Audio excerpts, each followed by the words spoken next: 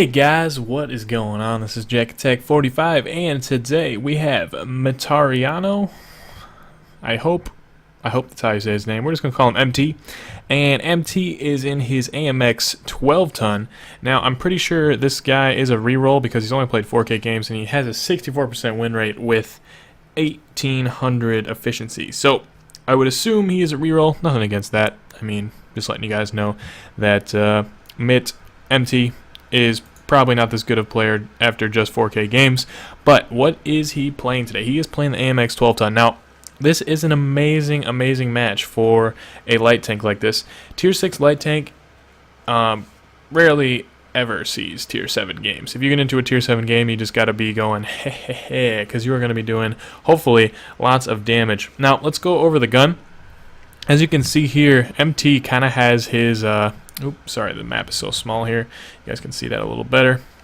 And MT has his AMX 12t completely pimped out here. He's got some strong coffee, so he's got plus 10% to all crew skills and perks. He also has all APCR loaded, so no standard rounds loaded, and 202 average pen with 135 average damage. So he doesn't even have to worry about the fact that he only has 144 pen with his standard rounds. He is just going to be using all of the APCR. Now, I definitely wouldn't recommend that. I think 144 pen in this tank is fine, especially because you are going to be seeing, I think 6 to 9, I think it is. 6 to, probably, I think only 9. But if you get around the side of somebody, this tank can put a lot of burst damage in very quickly. It does do 135 damage with each shell, and it does have 6 rounds. So pretty good burst damage potential here from this tank. Now, MT is doing his good scout tank work here at the beginning. And this game is actually pretty special because it's one of the highest Wn8 games I've ever seen. Now, what is Wn8? Wn8 is a judgment of how you did in each game based on damage done. So it's highly based on which tank you're playing as opposed to Wn7. Now, the rating system, you know, some argue is not very good, but I think it's a pretty good judgment of how you're supposed to do in a tank. Now, a lot of people say you want to do at least your health's worth of damage in a tank. And Wn8, if you want to be a very good player, you need to do a little bit more than that. One of the only tanks that I know that has a lower Wn8 specified damage than its health is actually the Tiger. The Tiger has 1,500 hit points, and you only have to do 1,300 damage in a Tiger to get purple or Unicum in a Tiger. So that is a very good quote-unquote stat padding tank when it comes to Wn8 if you guys are looking for one of those. But look at this game already. It is only 2.5 minutes into the game, and it is already 2-7. MT's team has already lost 7 tanks, which is crazy. Now, he's doing the perfect thing here, exactly what a light tank should be doing, going around behind this T-34, and this T-34 is freaking out. He didn't even get a shot in an MT, so very good play there. The AMX 12T does have 2.2 seconds between the reload of each shell in the drum, so you got to make sure you watch out for that. It takes about 12 seconds to empty the drum, just over 12 seconds. Well, closer to about 13, but a nice shot there. Gonna track him and get some damage as well. So he's got to reload. It does only take 19 seconds to reload, which isn't actually that bad, considering how much damage he can do in one clip. And that T-29 actually gets taken out by that Chi-Ri. Now, he did do almost 800 damage with that first clip, so very good clip there from MT. But look at the other flank over there, guys. Completely crumbling. And that is, let's just say, not ideal. The other flank has completely crumbled. Now, the good thing about this is that they are on the cap. Now, I can't remember what this map is called. Steps. Steps is one of those maps where you can completely lose the other flank and still win by capping, no problem. And that is what his team is trying to do right now. They have 4 tanks left on the cap, and they are all frantically trying to cap. But this Hellcat is doing an amazing job decapping, and he's actually stalling them out as best he can. But I think MT is going to go over there and be able to finish him off. There's one shot into him, and he doesn't get the second shot into him. The VK actually finishes him off. But 6-9 right now. They still do have a 3-tank disadvantage. He's going to take this time to do a reload, which is perfect.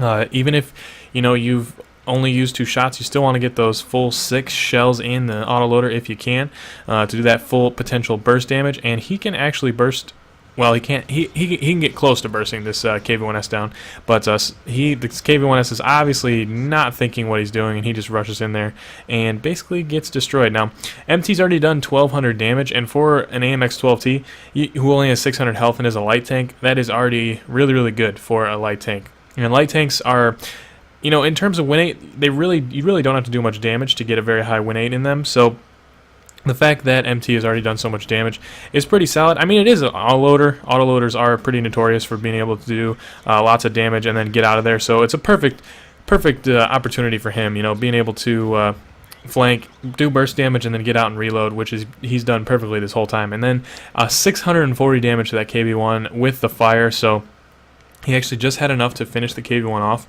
I'm pretty sure the KV-1 would have died with a fire, but nice play there.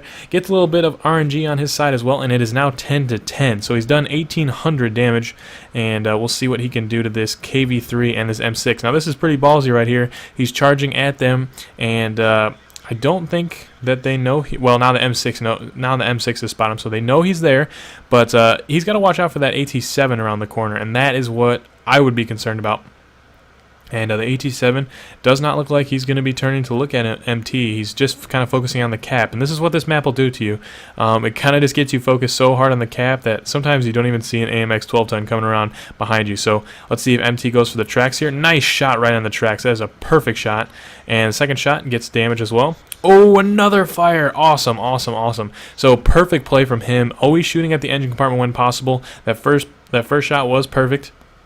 Good flank on the AT7 that wasn't really paying attention, and that is already 2.6, almost 2.7k damage. Now, I might have reloaded there. I think he was just trying to save his friend here in the Chiri, but I don't think he's going to be able to save him. I think the KV-3 is going to end up taking him out here in a second. But I think I would have reloaded there. I don't know if that was the right play, and of course, the artillery ends up ramming himself on the KV-3. I think I would have reloaded there. I think he would have been able to possibly clip him. He does only have 450 health left. I don't know. I think I would have reloaded there, but that's just me. MT obviously knows what he's doing if he's winning 64% of his games. But he's going to come back in here, and now he can clip him no problem.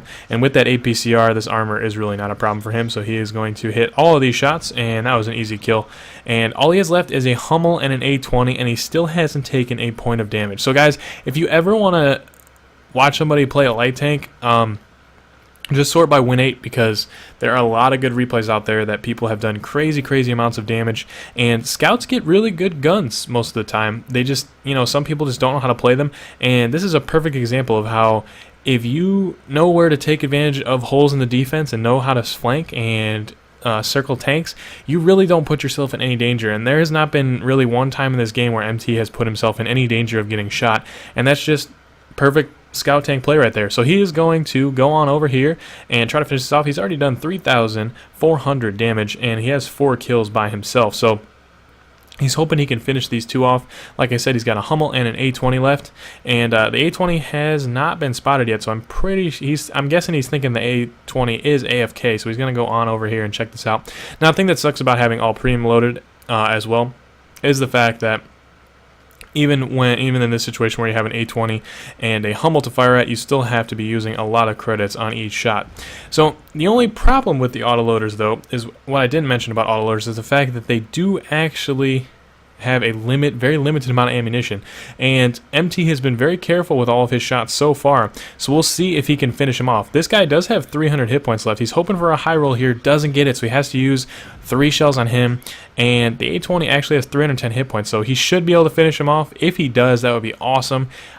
Awesome play from MT. Amazing play. And one of the reasons I actually decided to upload this, guys, is because this was a 43,000 win 8 game. So we'll go over to the score screen. You guys can see how crazy good this game was.